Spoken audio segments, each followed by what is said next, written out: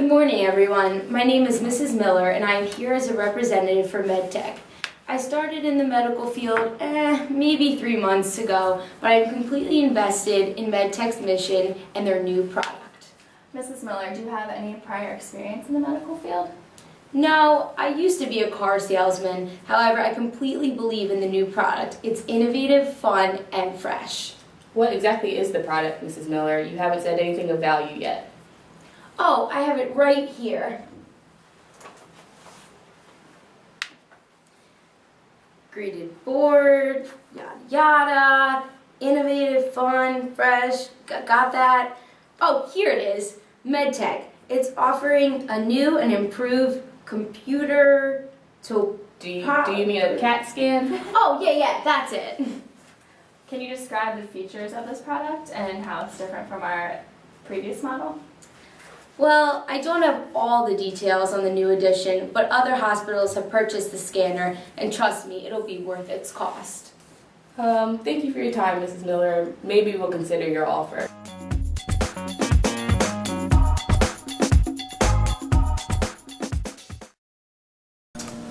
The GE representative should have effectively persuaded the hospital board to establish his credibility through showing mutual trust and respect. He should show his expertise in the area and show off his reliability. Also, it is important to be direct and sincere in his approach. Always speak to those you want to persuade in a way that shows you have respect for them. He should be sure to back up why it is important for this hospital to buy his product and present strong evidence with strong support. Good evening, everyone. Good evening. Good evening. Welcome to our end of the year fiscal meeting. So today we're just going to talk about some goals for the upcoming 2015 year. So our first goal is to decrease turnover. And our next goal is to increase profit.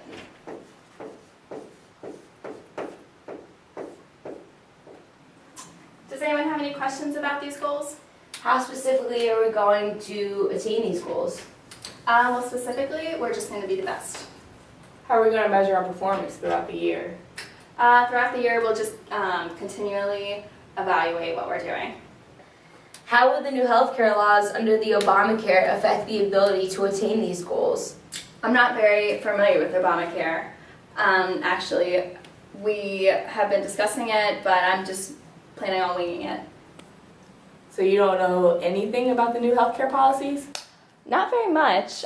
Just moving on. So, do you guys think that you can attain these goals for 2015? Well, that's going to be a challenge considering your goals are not specific, measurable, attainable, realistic, or even time-bound.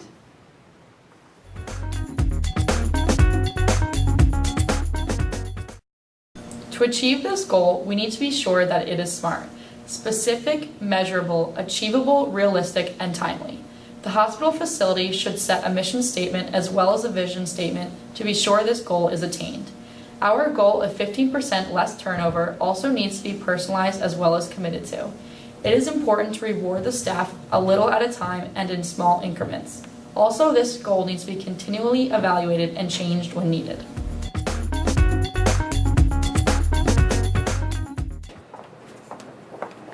Hi, I'd like to check on a patient. She was admitted to the emergency room about an hour ago for a car accident. Do you know how she's doing? What's the patient's name? Hannah Johnson. Oh, what is your relationship with the patient? She's my life partner. Oh, I apologize, but we cannot admit non-family members into the patient's room. But we've been together for 15 years. We live together. I'm sorry, we are not legally allowed to reveal any type of information. I apologize for this inconvenience. Can you at least let me know how she's doing, even if I can't go in the room? I'm sorry, there's no way. Okay.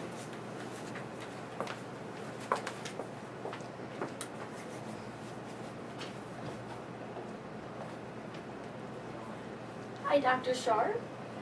I just had a patient call you in and requesting information about her life partner.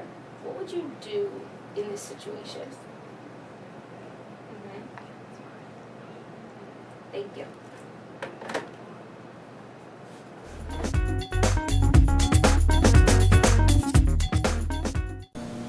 No decision is completely value-free. It will without a doubt have some ethical dimensions. Rather than specify the right answer, ethical screening can help to make an ethical decision. The steps include 1. Gather the facts. 2. Define the ethical issues. 3. Identify the affected parties. 4. Identify the consequences. 5. Consider your character and integrity. 6. Think creatively about alternatives. And 7. Check your intuition. And lastly, prepare to defend your actions.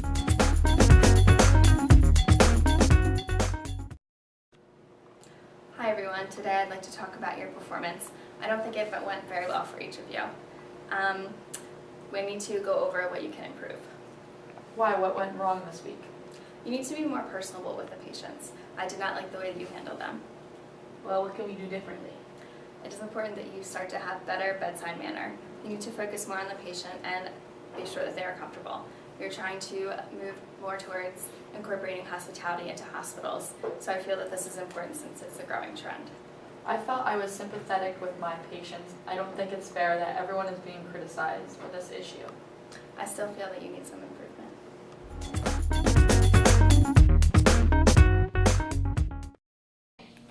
To give good feedback, you must give people information about some aspect of their behavior and its effect on you. By giving feedback to employees, performance can be improved. To give useful feedback, the doctor must be specific in his goals and focus on specific behaviors. He should also be impersonal and keep the criticism job-related.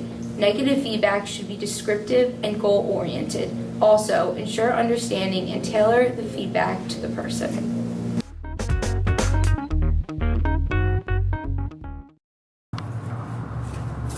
I'm here to check your vitals. Lift your arm.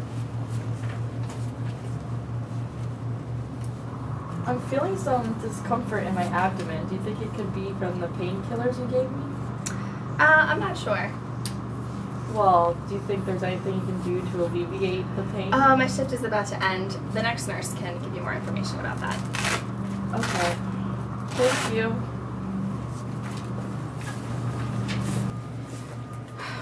Hi, I'm Jackie. I'm the new nurse today on shift. I just wanted to introduce myself. Oh, it's nice to meet you. Wait, I have a question. Yeah? I'm still feeling some pain in my abdomen. Do you think there's anything I can do about that? Not really too sure, but the next nurse will be on soon. You can ask her. Well, I haven't really had good communication with any of the nurses. Well, I'm sorry, but there's nothing I can do about it. I can only control myself, my actions. Okay. Sorry.